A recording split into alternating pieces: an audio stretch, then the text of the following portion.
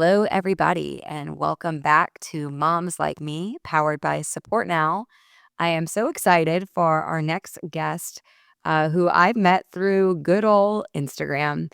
Instagram can have a lot of purposes, but one of my favorite purposes, for at least for SupportNow, is the ability for us to connect with some pretty incredible moms that aren't just wonderful mothers, but are really trailblazing all the ways of supporting kids, especially those going through things that are a little less traditional or a little less understood. And in this case, Tameka has a beautiful daughter, Evely, who has a rare disease. And in addition to being a mom of her and helping her and supporting her, she's also done some really beautiful things to help further serve that community. So first of all, Tameka, welcome. Thank you so Thank much. you. Thank you for having me here, Jordan. It's a real pleasure. Tameka's also a Southern girl, so I get to talk to another Southerner here, which is great. But first, Tameka, I'd love for you to share a little bit more about your family and about Evely specifically. Well, it is myself and three girls. I have Luna is my oldest. She's 10. Evely is the middle child. She will be 9 in just a couple of short weeks. I cannot believe that. And my youngest is Sky. She's 7. So we are a house of girls. We homeschool. We're a homeschooling family. And Evely is my, fragile child with several actually rare diseases. So why don't you share with everyone what those diseases are and maybe the kind of the impairments that come with that? So up until the day that Evely was born, I was under the impression that I was giving birth to a baby that was healthy. And on the day that she was born, December 23rd, I learned several hours. Evely was born in the morning, and I learned several hours later that Evely was born with something called bilateral anophthalmia. And that means that she was born without both of her eyes. And that was a lot for me to process in that moment. I obviously fully aware that people are born blind all the time. However, for someone to not actually have eyes was a lot for me to process during that moment. It was a total shock. Wow. Yeah. To your point, you hear about blindness, you hear about a lot of different impairments. Born without eyes is not one. And you said that this was a shock. This was not detected at all. There was no indication signals and ultrasounds and the different doctor's appointments. Nothing. I mean, nothing at all. Every appointment, it was like a constant reassurance that everything was good. Everything was okay. And I had already done it before, so I felt ready. I felt prepared. I physically kind of, knew what to expect, and I was ready, but I was Yeah. You thought you were. and honestly, like, about the whole, like, process, processing, I don't think it ever fully ends. I think we just kinda evolve with it. It's extremely overwhelming in the beginning, especially when there's not a ton of information about the diagnosis that your child has received, especially when, the healthcare professionals that are giving you this information that you're trusting to assist with care for your child when they don't know a whole lot, and that's really, really, really scary because there's so many, like, unknowns and uncertainty, that comes with that, and I think that, like, for a mom, that's super scary. That's, like, the this worst thing, worst case. However, I will say this, a few short months after Evely was born, her anophthalmia diagnosis was, like, immediately went to the bottom of the totem pole because I left the hospital with her after spending 5 days in a NICU. I gave birth to her at a birthing center, and once she wasn't responding to any of the the eye test and stuff like that, we were transferred over to our local hospital, which was right up the street, not far at all. The thing about this kid is that she has never presented, like, symptoms in a traditional way for any of the diagnoses. So, if fast forward a few months later, now we're in a hospital, 3 hours away from home, would end up being there for 30 days because her heart is failing. So, when you have heart failure on the table and then CHD and abnormalities of the heart, then yeah, blindness doesn't seem so it doesn't seem so bad anymore. And from then, it was just kind of like one thing after another after another. She would later be diagnosed with microcephaly. She would later be diagnosed with EOE. She would later be diagnosed with low muscle tone. She would later be diagnosed with a global developmental delay because of the microcephaly. She would later on be diagnosed with a rare form of epilepsy.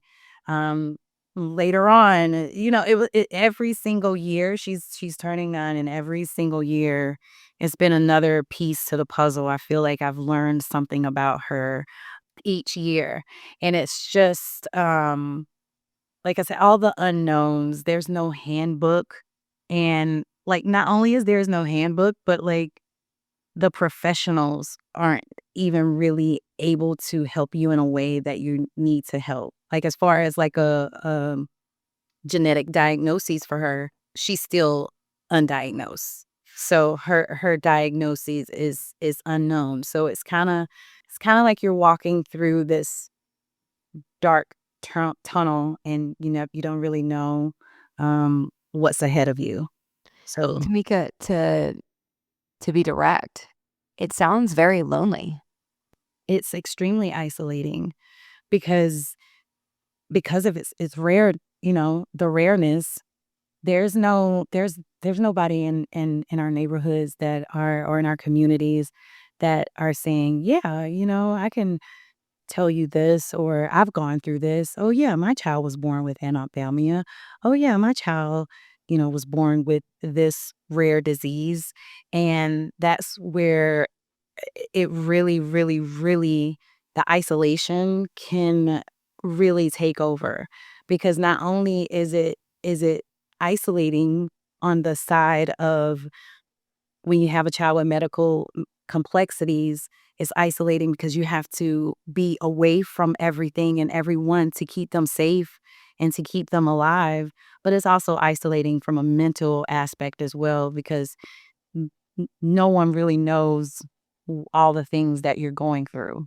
I can't imagine, and I must ask, how did you handle that? How did you push forward? How did you have the motivation, the fortitude, despite the loneliness? And how have you been able to kind of support yourself? You're also a single mom, so I mean, I look at you and I say, "How is it possible?" Mm. So how has it been possible for you? It's not easy. Uh, let's just say let's just say that. So it's so hard. It's really, really hard.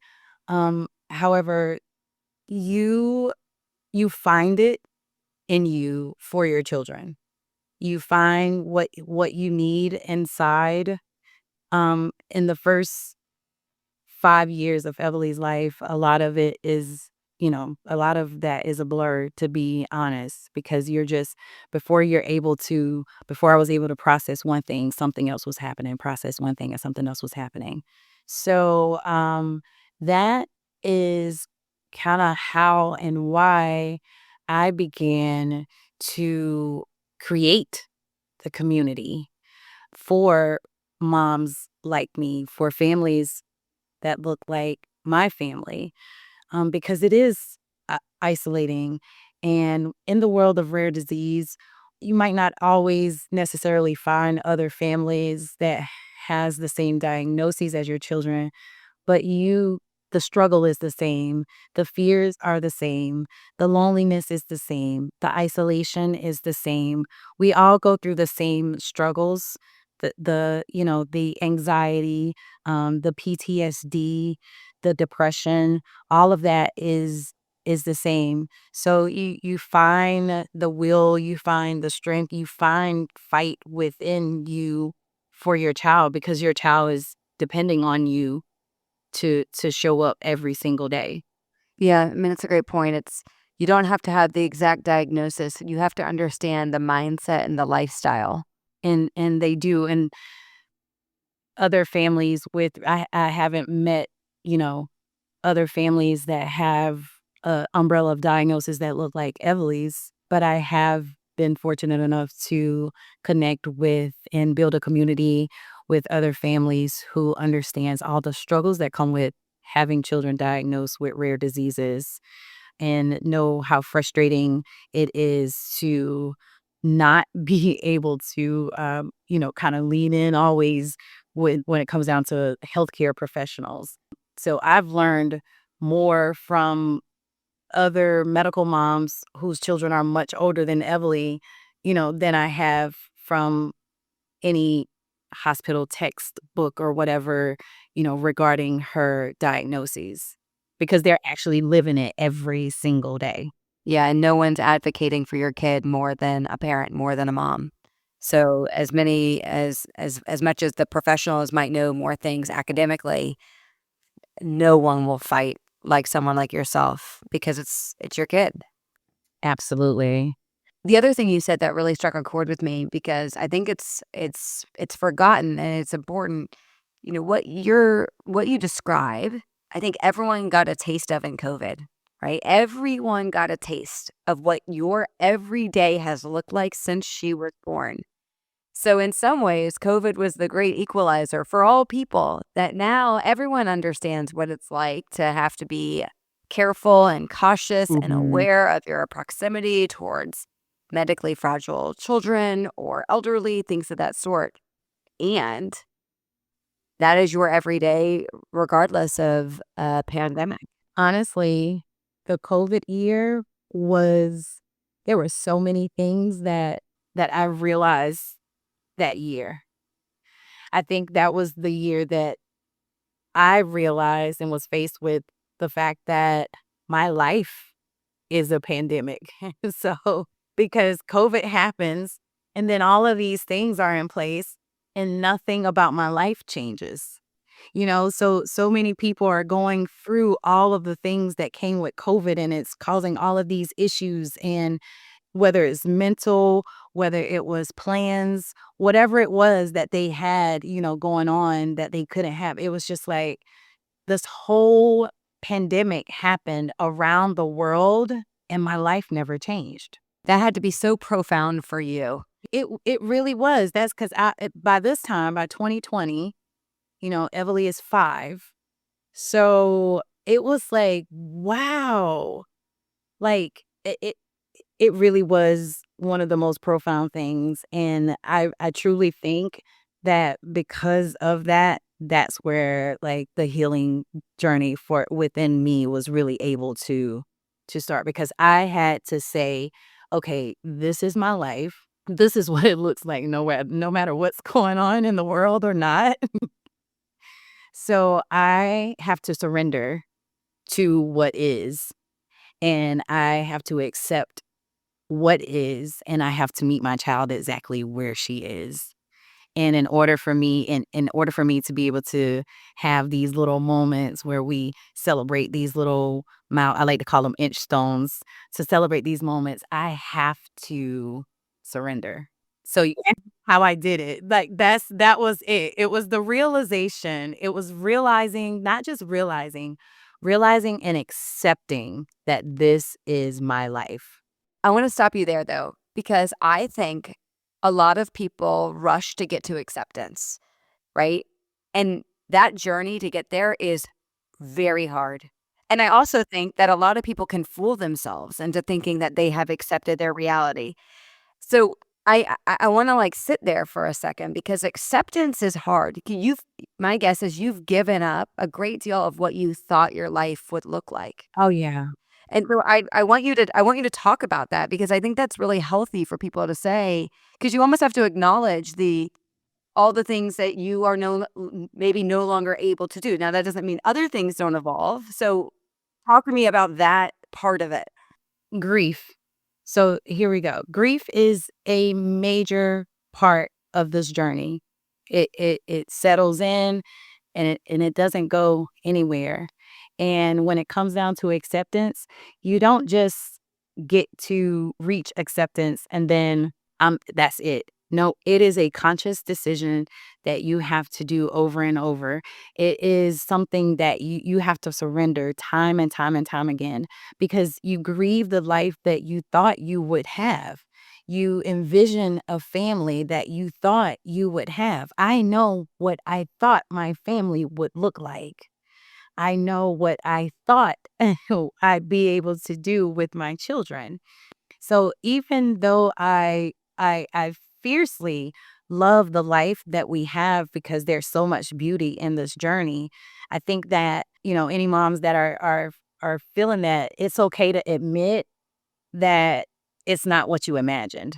It's not the life that you imagine. And sometimes it's hard to even say it out loud because moms, we tend to have guilt about every single thing, but it's the truth. Like, yeah, it is the truth.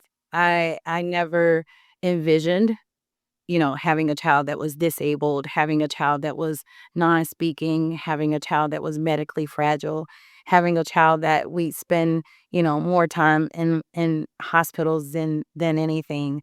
And there's so much that comes with that. There's so much that you have to work through. There's a part of this journey where I used to envy parents whose biggest concern was a runny nose or a scraped knee or so it's surrendering over and over because even though I've come to where I can say that I've accepted the way things are doesn't mean that I still can't or won't be triggered by the life that I envisioned before.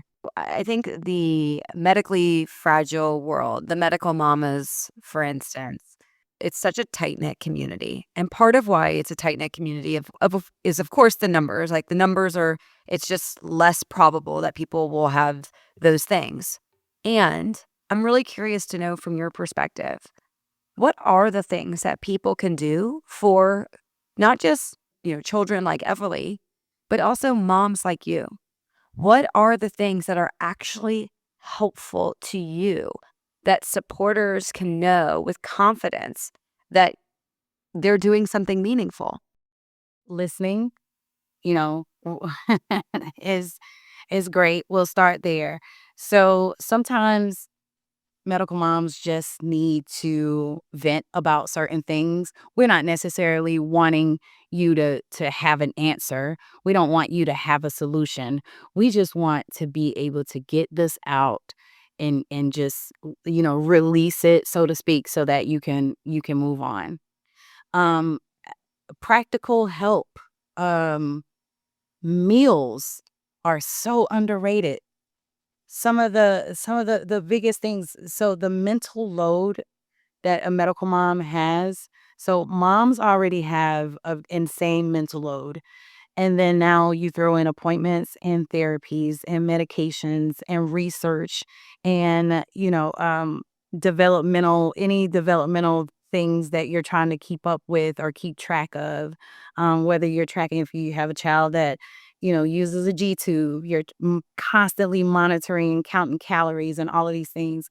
So in those moments, it's amazing just how helpful somebody randomly, and I've had friends to do this time to time, and they have no idea how much it means to me. Well, they'll randomly say, "Oh, you know what, we're gonna DoorDash dinner for you and your kids tonight," and it's just like it's practical, and anybody can do it. This is running errands. Picking up pharmacy pickups, helping out with, their other children, asking about their other children. I really appreciate those friends. I appreciate people who check in on Luna and Sky and say, how are they doing? What do they have going on in their world? Because so many people, you're so used to all kinds of things. Check in on us regularly. Continue to invite us to things even though we can't come. Um, like it's just to know that we're still being thought of, we're still wanted in certain spaces, because that's where the isolation and stuff comes back in. I know that my friends know. I just had a girlfriend call me the other day, and she said, "Hey, I know you guys don't go out this time of year, but I wanted to call and let you know that I'm having, a Christmas dinner. There won't be a ton of people. There won't be this, there won't be that. I know that it's very likely that you won't be able to come, but I just wanted you to know that I would love for you to be there if you could." And it means so much because there are so many people that were in my life at the beginning of this journey that isn't in my life now. And then so on top of the whole grieving process that you go through for your child, now you're grieving the loss of these relationships and you're grieving the loss of these friendships. So just even if it's a text that says, "I'm thinking of you," it goes a long way. I think that people don't know the power behind the little gestures. Anything that you can think of to support emotional needs. I was gifted this little this like Mandela coloring book for hospital stays once, and it was very useful. Celebrate the small wins with these moms. Like, go crazy, for these things. I know that we celebrate things that other parents are just like, that's not a big deal, but it's a big deal for us. Your child holding a spoon could be a small win, and I think that just having a community in a village of people rallied up around cheering, knowing that there are people cheering you on, cheering your kids on, just if you feel comfortable enough, to offer respite to those moms, that's also very, very beautiful. Anybody that's willing to say, one of the things that's meant the world to me, I have a friend that says, "Every time you let me come over, I want you to teach me something about how to care for Everly so that while I'm here, I can help you and I don't just have to sit back and watch you do everything." So I want to pause right there for a second. Good. I think this is incredible, and there's so many things here that's so actionable, which I think is so important. One of the other things that I think of though is how do you actually, or how have you taken care of yourself? What are some of the rituals or habits that you've developed over the way, or along the way rather, that have allowed you to stay frankly sane? Therapy has helped tremendously. I have had to learn how to set boundaries with myself, Jordan. So, and I can imagine. yes, okay, this life, it can consume you. It really can consume every part and every aspect of your life. So when I say I learned how to set boundaries for myself, one of the greatest gifts that I've ever given for myself was creating a space in my home that was just for me. My house is dedicated to my children. So we got the homeschool area. My downstairs in my house looks like a PT room. It looks like it looks like a therapy room. Like all the therapists, all everybody in the medical field that has come into my house, they love it. You know. So, but I took my a space, and I'm not sure if I've shared this with you, but I actually have an ebook where I shared how I took a space, had something in this space that I love that connect with each of my five senses. So something that I love to look at, my favorite scent, something to read that's something to like. So it's like this little space that's just for me and it's mine. So anytime I need a moment, I know that that little rescue piece of chocolate is there for me. I know that there is this beautiful oracle deck that I have that is there for me. I know that there's flowers that I have in the space that are there for me. So that's a way that I've shown up for myself. And when I say set boundaries, medical stuff was everywhere all the time. So when it's time for my day to end, I cannot have anything medically related in my room. No paperwork that needs to be signed, no research stuff, nothing out because that time is solely for me. That's powerful though, the idea of, like, setting a physical boundary of this is a space that will not be occupied by anything related to this. This is a space solely for me. I think that's, again, also it's very practical, and I can see very quickly how it also lets you kind of reorient to you, because as moms, and especially in a situation like yourself, you're kind of constantly on. You're constantly on.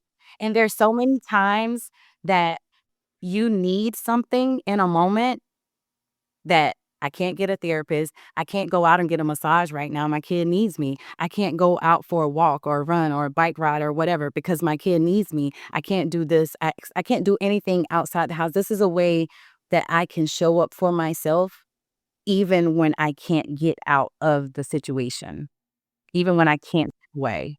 I think it's incredible. I think it's so smart. It makes a lot of sense, and I think that's a practical tip, even for non-medical moms, by the way, that just need a break from all the kid stuff in general. If you're in a phase of life where you've got young kids and toddlers, like, that's just a good, healthy practice.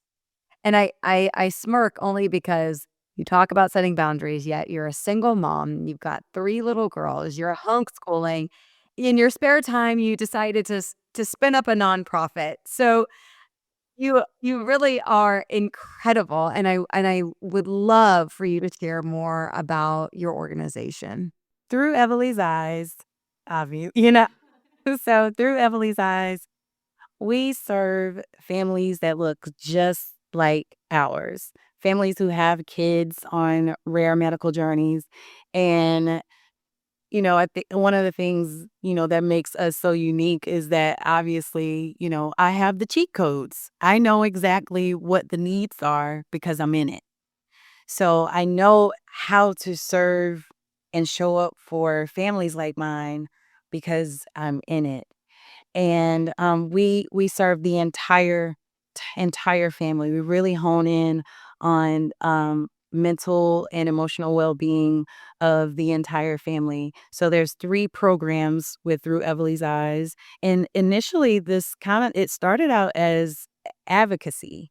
Because we're homeschoolers, we spend a lot of time at the library and stuff like that. And there was nothing there that was accessible for children like Everly. There was no braille books, no sensory books. So I'm bringing stuff to the library with us. And that's kind of how it started. It started with little projects like that, like going up against local government saying, hey, these children matter and they deserve to have access to information as well. And from there, it just grew and grew and grew. And now it's grown into a nonprofit organization that has 3 successful and amazing programs, one geared for medical moms, where we have resources for medical moms. We are trying to grow in a space where we can provide more respite for them. We provide mental health services for medical moms in little group activities so that they can be reminded that they're not alone in this. We had a great time together at a rage room here. I thought that would be a great place for medical moms to just go and smash, smash stuff, let out all that frustration. We have a support for siblings. Shortly after one of Emily's diagnoses, I remember reading an article that taught all about glass siblings, the invisible sibling, and my heart broke, and I never wanted Luna or Sky to ever feel that. So I was very intentional with the sibling support program. We provide reflective counseling for siblings. It's their journey too. They see some very traumatizing things as well. We have programs for them to connect. And then we also have an immunity play program that allows the whole entire family to come together and create memories in a safe way because our rare babies don't get to go out in certain spaces. I've partnered with a few organizations that have been willing to have private events just for us. We go in and have everything sanitized. and disinfected, and we limit it to a certain amount of people, and they get to come and make memories with each other outside of a hospital setting or a therapy session. And so yeah, so somehow in the midst of all the other things, we're doing that too, and it's growing, and I've just been um loving loving the feedback that we've been getting from the community, and people, the children, the moms, everybody's feeling less alone, and that's the main goal. Well, I know for anyone listening, they are thinking to themselves, how can I support her? What is the website or where is the best way that people can give or find out ways that they might be able to be involved? Through is where we have all of the information about how you can get involved, whether it's volunteering, whether it is donating, whether it's sharing. All of the information is always there. We update on our social media pages on Instagram and Facebook as well, and it's also at Through Emily's Eyes. But the website, subscribing to our website is the best way because, like Jordan said, I am a one woman show. I don't know. I don't know that I believe you when you say that. Subscribing to my website, I promise you won't get over bombarded with unnecessary emails because I don't even have the time to send them. So, so I make time for the important stuff. So yeah, you can meet us over there. Tameka, you are such light, and I I have so enjoyed this conversation. Thank you, me I too. find it so inspiring, and I know others will as well. I also know that what it must feel like for Everly to have you as a mom, because she may not be able to see you, but man, I know she feels your Mm, heart and all your efforts, and mm, I know your other girls do as well, and thank I could get choked up because Yeah, I'm 'cause like, "Okay, Jordan." Tameka, though, you are light, and it's a really beautiful reminder of resilience, and the word that you used over and over again today that I will take with me for the rest of today is surrender. It's a really powerful word. It's an important word, and, I just feel so grateful to have the opportunity to get to know you better and to be able to potentially offer a place for more people to find you and to support families like you, so thank you Thank so you. much. Last moment here, I did wanna encourage, if you know someone who has a rare disease, a family like Tameka, or maybe you're going through it yourself, Support Now is always there as a resource. As Tameka mentioned earlier, part of the value of the service that we provide is being able to provide a space, whether that be raising money, coordinating meals, or all those everyday things. So supportnow.org is also a really beautiful place to rally community. And again, it is our goal, our mission, our heart to continue to provide the tools and the resources while also providing some thought leadership from women like Tameka. So thank you again. Look forward to many more conversations. Yes, thank you.